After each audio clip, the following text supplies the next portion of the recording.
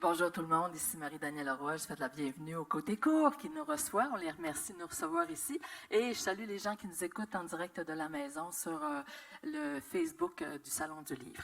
Alors, je vous souhaite tous et toutes la bienvenue. Une des dernières entrevues, ben oui, déjà, c'est la fin du salon ou presque. Il va rester encore quelques entrevues. Il y a plusieurs activités en ville. Mais j'ai le privilège et le plaisir, le grand plaisir de recevoir un auteur de chez nous, journaliste que vous avez connu pendant des années, ici au Saguenay-Lac-Saint-Jean, et aussi poète, qui est romancier, qui est dramaturge et aussi blogueur maintenant, même blagueur, souvent à ses heures aussi. Yvon Paré, je pense que tout le monde le connaît ici au Saguenay-Lac-Saint-Jean. Bonjour Yvon.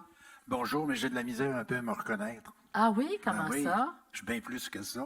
Ah ben oui, mais j'avais pas fini, Je suis compteur. Mais c'est parce que là, le temps étant un petit peu serré, là, on a juste une demi-heure pour Jardinier. parler. Pardon? Jardinier oui, aussi, fendeur de bois. OK. Oui. Raconteur, moi je dirais raconteur. Flatteur beaucoup, de chat à mes heures. Oui. Ouais.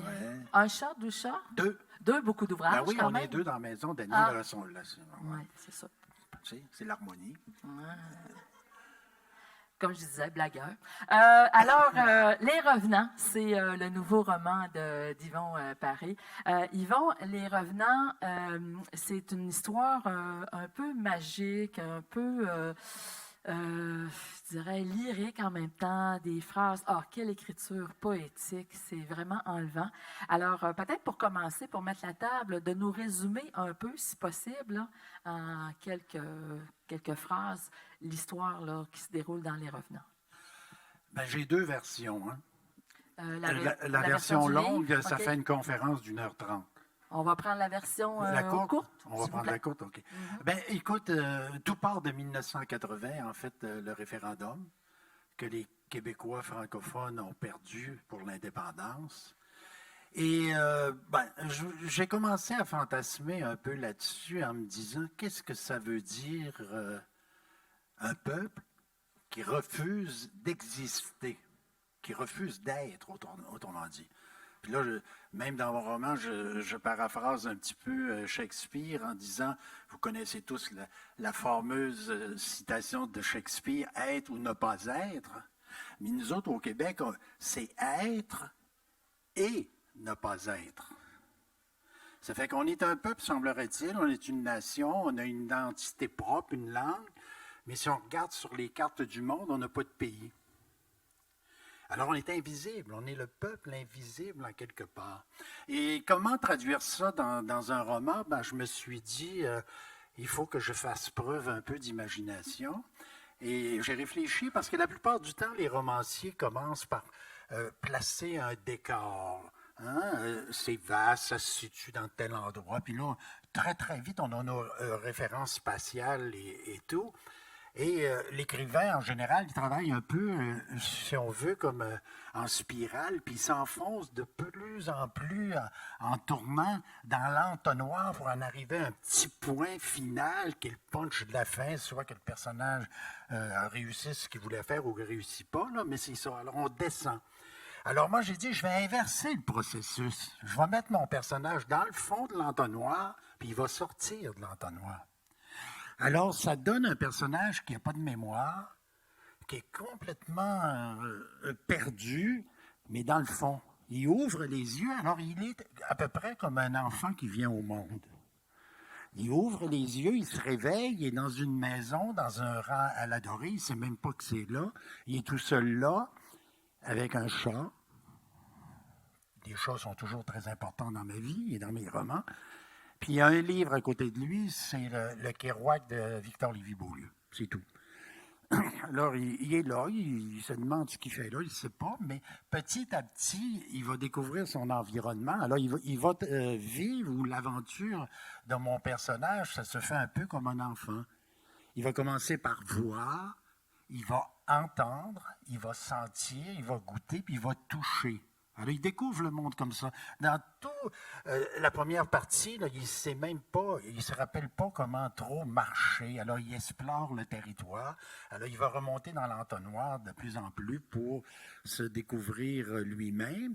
Et le problème aussi, c'est qu'il arrive des personnages autour de lui qu'il connaissent, parce que, sans le savoir, il s'est retrouvé dans son village natal. Alors, les gens le connaissent, puis lui disent, bon, on te connaît, on t'a vu, ta famille vivait là, t'es le dernier de la famille, t'as fait ci, t'as fait ça. Mais lui, il s'en souvient pas. C'est assez spécial un peu là, comme personnage. Alors, c'est un roman que je voulais à la fois sonore, d'où l'importance de la musique. C'est pas pour rien que je remercie Harmonium et Fiori, parce qu'ils sont là tout le long du livre.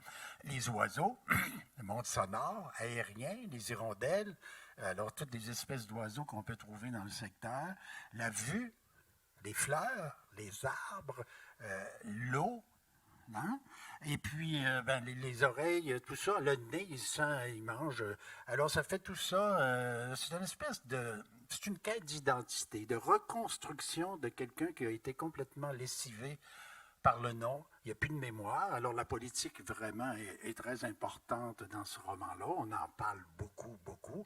Et c'est pas pour rien. Au tout début de mon roman, je fais une citation d'un écrivain que j'aime beaucoup, que je relis très souvent, c'est Gabriel Garcia Marquez. Dans 100 ans de solitude, au tout début, il dit « Le monde était si récent qu'on n'avait pas de mots pour dire les choses. » Alors, c'est exactement la situation de mon personnage. Alors, à la fois un personnage qui il se rappelle des flashs. Et je suis en train de faire la version longue, là, moi, je pense. Hein? Ben, j'étais pour dire, si c'est ça la version courte, j'imagine la version longue. Alors, c'est ça. Voilà, c'est une quête d'identité, là. Puis symboliquement aussi, le peuple du Québec a dû se relever après 80, après une déprime pour essayer de refaire le monde. Mais effectivement, c'est un petit peu déroutant au début parce qu'on commence par, on ne sait pas, il se traîne par terre, on comprend pas trop, mais là, plus ça va, plus il se le lève et que l'histoire se met en place. Et là, il découvre ses amis. Ses amis, comment ils vont pareil dans vos romans, particulièrement dans celui-là, vous choisissez vos pronoms. Et les noms des personnages, parce que les noms ont certaines significations plus que... je pense à Jean-Sébastien que vous surnommez Bach. Il y a Flavie, on trouve la vie là-dedans. Ouais. Est-ce que c'est voulu? Oui, c'est beau ça. Oui. Flavie, puis le F comme un peu la fausse vie. Il y a Presqu'île, ben ça c'est le nom de votre personnage. C'est en partie vous, là, Richard Yvon Blanc. Donc, qui est dans mes autres livres aussi. Là. Aussi, oui, donc, oui. C'est ça, il y a des retours, là, un peu comme les chats. Mais est-ce que les prénoms de vos personnages, les surnoms, sont choisis haïtiens? C'est assez bizarre, parce que si tu savais comment ces personnages-là ont changé de nom en cours de route, à peu près une douzaine de fois au moins. Ah oui, pourquoi? Ouais. Je ne sais pas. Au début, je leur avais donné tous des surnoms, comme Presqu'île. Flavie s'appelait vice-versa, parce qu'elle est une lesbienne radicale, féministe, non pratiquante. Hein? Félix, qui est un espèce de collectionneur d'objets anciens, quel nom je lui avais donné, lui? En tout cas, je ne me souviens plus, là. Mais Bach, c'était là. Et puis, tout le monde avait des surnoms comme ça. Et puis, j'ai changé en cours de route. Puis là, j'ai valsé. Le seul qui est resté immuable, vraiment, c'est Presqu'île. Lui, il est resté tout le temps là. Mais les autres ont gravité autour de lui en changeant continuellement de nom.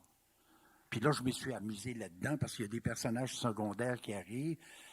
Puis là, c'est des vrais personnages que j'ai connus à l'adorer. Par exemple, il y en a un qui s'appelle Wapi, là, parce qu'il tombe tout le temps, parce qu'il y a un taxi de Fradareich, puis il s'écroule au sol. Puis quand tout le monde lui demande « T'es-tu blessé? » Puis il répond tout le temps « Wapi. » Wapi. Fait qu'ils l'ont baptisé Wapi. Mais son vrai nom est là, c'est Célestin Gauthier. C'est un de mes amis qui avait la taxi, qui malheureusement est décédé, qui n'aura pas le plaisir de se retrouver dans un livre. Il aurait tellement aimé ça. Hey, passer à la postérité. Mais c'est comme ça. J'ai choisi mes noms, mais ça a varié beaucoup, beaucoup. C'est un peu. C'est vrai qu'en l'espace de 30 ans où j'ai traîné le livre, j'ai eu le temps de changer de nom. Comme il y a un personnage au début que la Cherokee, là, l'indienne. Nokomi? Oui, Nokomi. Au début, c'était une noire. Puis là, ça n'a pas de rapport avec les noms interdits, là.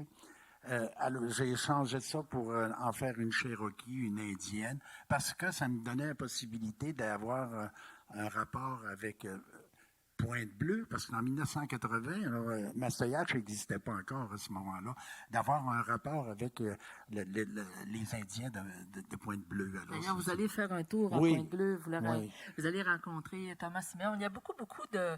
Vous parliez tout à l'heure de la musique qui est omniprésente, là, puis qui est rythme. Je pense que le rythme dans l'écriture aussi, on le retrouve dans l'écriture, ce rythme-là. Vous dites, vous avez déjà dit, j'ai lu que de trouver le rythme, souvent, c'est ce qui fait que là, la machine Oui. part, là, de trouver. Comment vous arrivez à le trouver, ce rythme-là? Ben, écoute, Essai-erreur? mes personnages se devaient d'incarner les 5 sens. J'ai un musicien, j'ai une sculpteur, le toucher, j'ai un collectionneur qui est comme un peu la vision sur le passé. Alors, tous les personnages touchent un sens comme ça.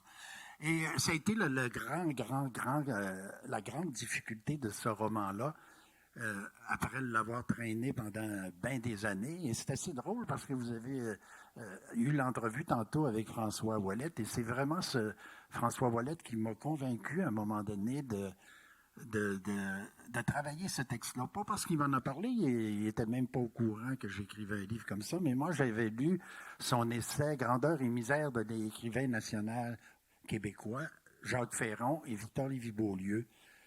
Et en lisant cet essai-là, après, quand j'ai eu fermé le livre, j'ai dit, Yvon Paré, le livre que tu as toujours rêvé d'écrire, il est là, il est dans ton tiroir. C'est vraiment François Ouellette là, qui m'a décidé à ressortir ça puis de l'écrire. Comme Alors, quoi, on sait jamais... c'était quoi la question? Je serais mauvais dans les entretiens, moi. Non, mais comme quoi, on ne sait jamais l'influence d'un livre aussi. Là. Vous allez peut-être donner le goût à quelqu'un d'écrire, qui sait. Mais dans votre livre, là, je parlais de la rythmique. Oui, OK. Parce que il n'y a aucun chapitre. Il y a des bouts en italique, on revient au romain. Puis la façon dont on change de lieu, d'espace, c'est juste un double interligne à un moment donné. Est-ce que ça aussi, ça fait partie de votre rythmique, de la forme que prend le livre? Au départ, c'était un roman tout à fait là, conventionnel, là, avec des chapitres numérotés. Je leur ai mis des titres. Il y avait des dialogues. Je l'ai écrit au passé. Je l'ai mis au présent. Je l'ai retourné au passé. Puis là, je me suis mis à lire juste les dialogues. Puis là, je trouvais ça poche puis inutile. Fait que j'ai dit, je les enlève. Puis là, je voulais faire quelque chose qui était contemporain puis déroutant, puis témoigner de mon personnage qui avait plus de mémoire, qui était passé. Alors, j'ai fait sauter toute la ponctuation puis les lettres majuscules, parce qu'il dit on n'est pas un peuple, donc on n'a pas le droit d'avoir des prénoms avec des lettres majuscules. On est toutes des neutres, comme ça. Mais là, quand j'ai fait lire ça à certains de mes lecteurs préférés et favoris, comme Daniel et André Vanasse, qui est mon ancien éditeur, qui me dit après 50 pages, Yvon, j'arrête, t'es en train de me rendre fou.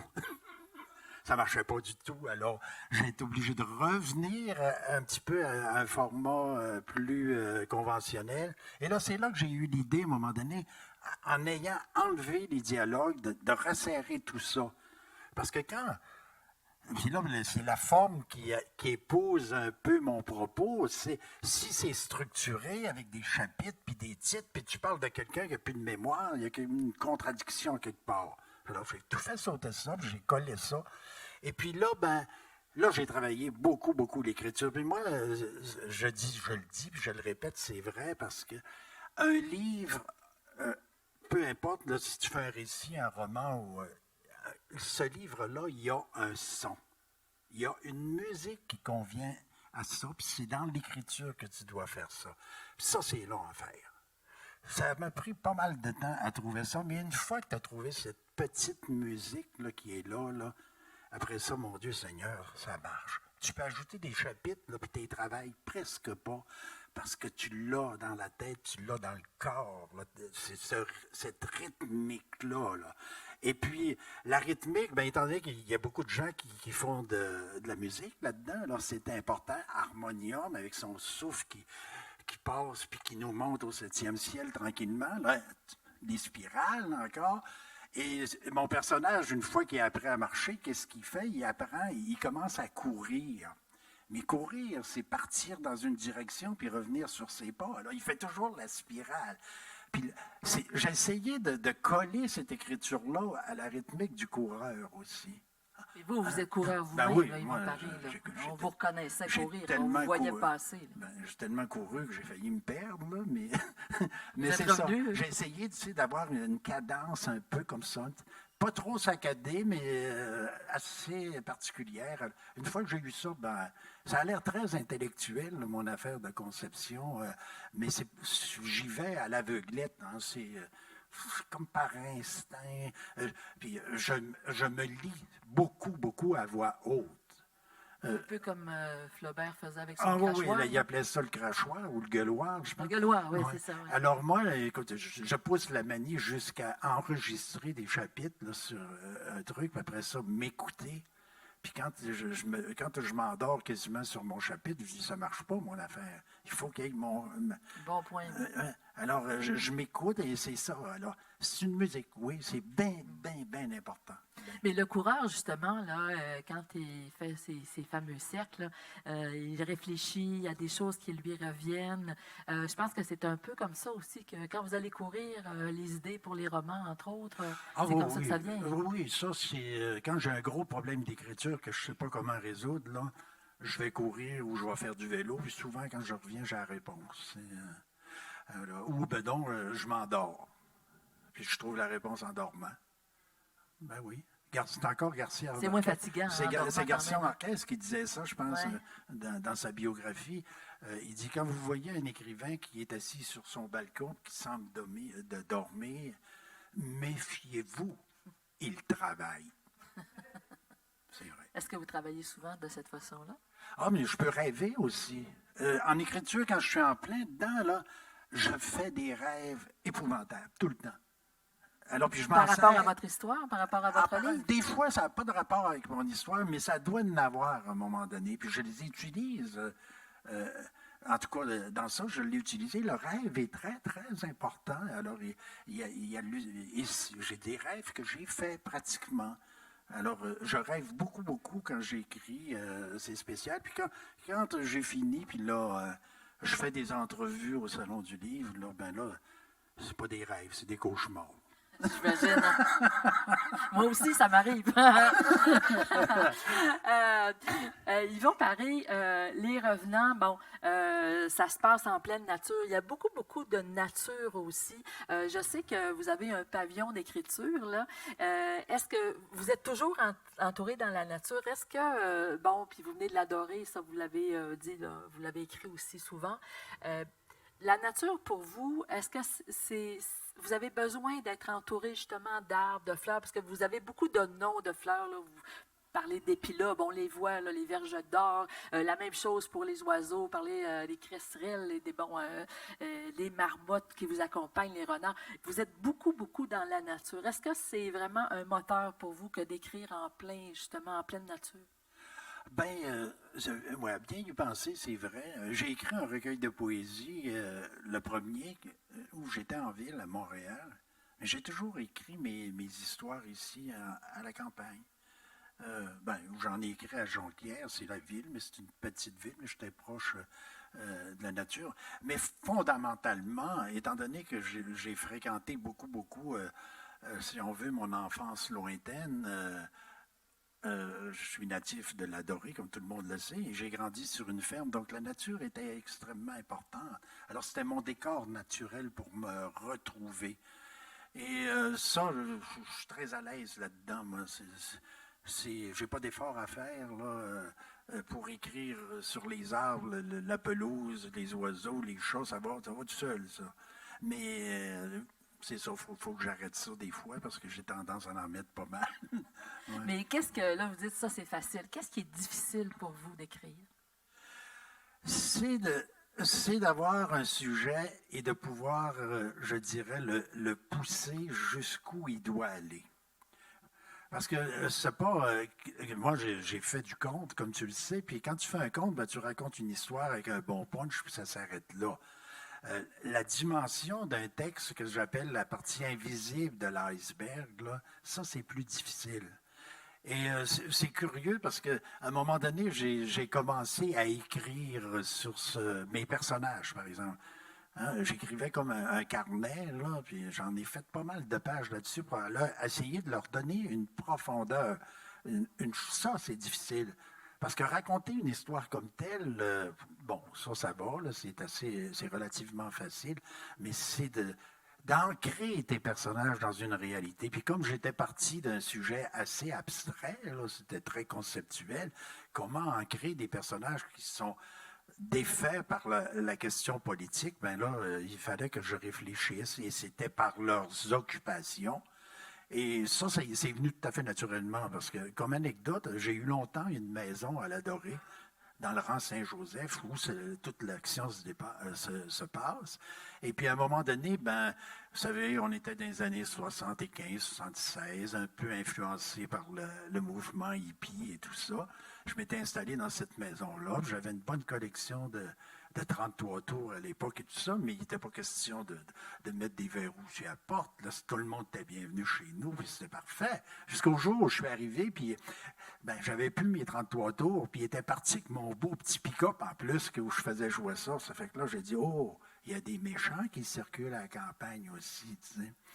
Alors là, ben, j'ai commencé par acheter des serrures, et puis on a eu une idée, Daniel et moi, à un moment donné, on m'a dit, pour être sûr de pas qu'il ne se passe pas de choses bizarres dans notre maison, on va la passer. Alors, il y avait toujours des gens qui arrivaient à l'Adoré, qui étaient à la recherche d'un endroit pour vivre avant de s'installer ou de faire autre chose. Et c'est comme ça que j'ai accueilli un musicien qui jouait de la guitare. J'ai accueilli un sculpteur qui faisait de la sculpture avec des céramiques. J'ai accueilli un collectionneur. Celui-là, on l'a regretté un peu parce qu'au bout d'un an, on avait presque plus de place pour entrer dans la maison, tellement il y avait d'objets. Et puis, j'ai eu ces gens-là. Alors, ces gens m'ont servi de tremplin. Est-ce que ils sont devenus vos personnages? Est-ce que c'est ceux-là que vous êtes inspirés carrément? Oui, oui. Mais j'ai exagéré beaucoup. Il était un petit peu particulier, mais pas autant que dans le roman. Alors, bon, un roman. Il y en a un qui fumait, mais pas autant que Presqu'île peut le faire. Puis il n'est jamais allé à manger des amanites du mouche, là, parce que c'est important aussi. L'hallucination, le rêve.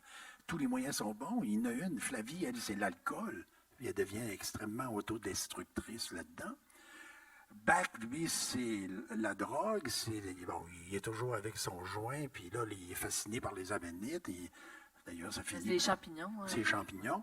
Alors, tous cherchent une dimension. Tous sont en train d'essayer de se reconstruire par différents moyens. Des moyens aussi bénéfiques que peut être la littérature, mais aussi maléfiques que l'alcool ou les drogues, si tu pousses ça trop loin. Alors, ça tourne autour de ça. Puis moi, ça m'a permis de vivre des moments magnifiques quand j'ai essayé, par exemple, d'illustrer dans une folie totale l'heptade d'harmonium. Il y a un chapitre là, où mes personnages se recouvrent complètement de glaise, de terre glaise, ils deviennent comme des dieux et des déesses, ils tournent, ils dansent.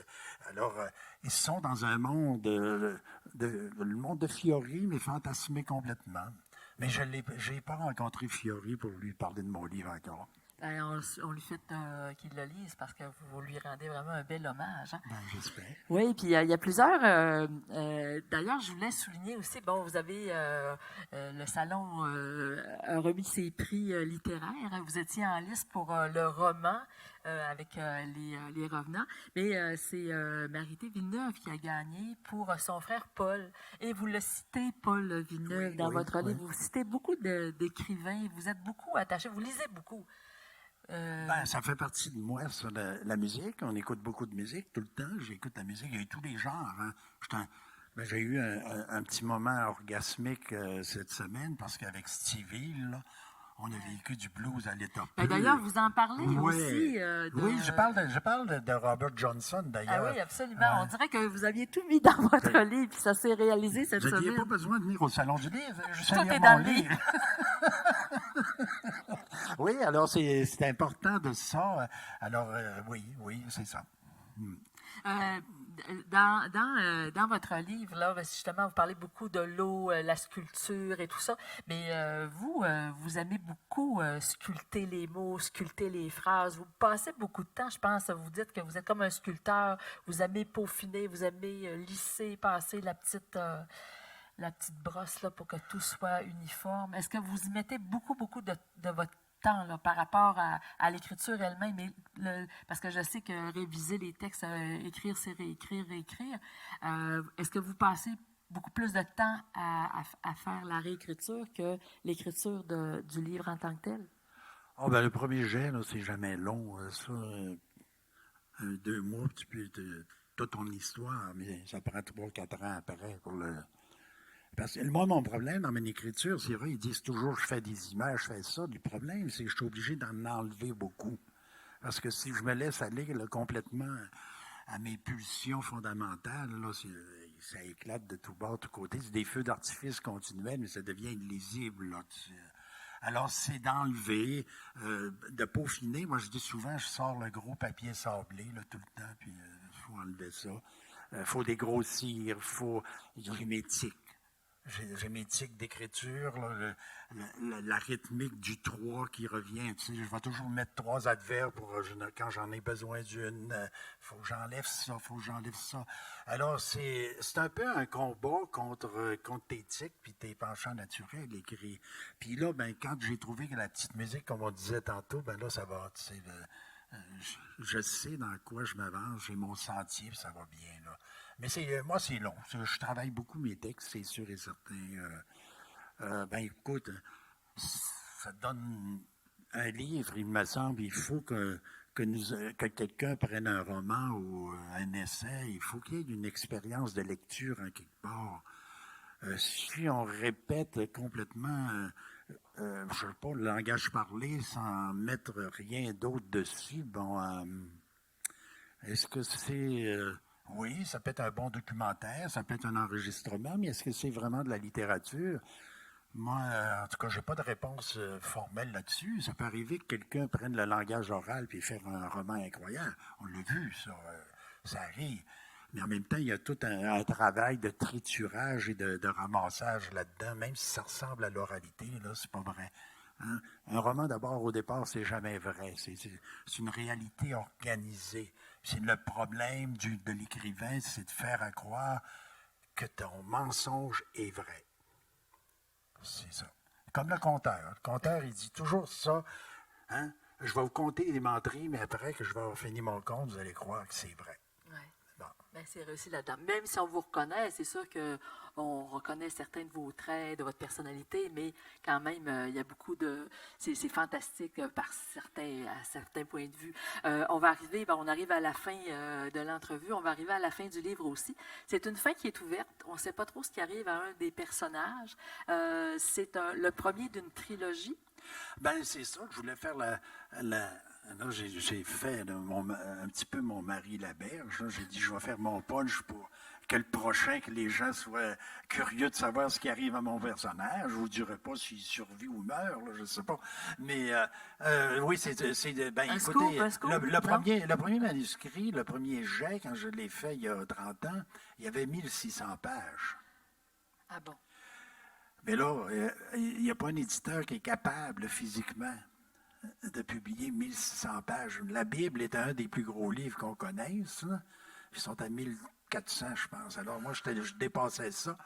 Et c'est sûr et certain que c'est pour ça que je l'ai laissé longtemps de côté, parce que je ne savais pas quoi faire avec le monstre que je venais d'engendrer. Et puis, ben là, il va y avoir une suite. Là. Il y a un deuxième tome, et normalement, il devrait y en avoir un troisième aussi. Et le deuxième tome, est-ce qu'on sait à peu près quand ça va sortir? Ben, il est avancé, mais là, j'ai eu des grandes périodes de réflexion pendant mes séances de signature. Écoutez, 1h30, puis quand il y en a un qui vient de voir, là, j'avais le temps de réfléchir. Puis là, j'ai pensé à des dimensions à mon roman, puis je pense que ça va me demander du travail. Alors, ça mijote, là. Mais il est assez avancé. Je pense que je croise les doigts. Normalement, je devrais le terminer pour décembre. Alors peut-être qu'au printemps prochain, il sera là. Je ne sais pas. Ça dépend de moi. Alors, on espère savoir ce qui va arriver à votre personnage, finalement.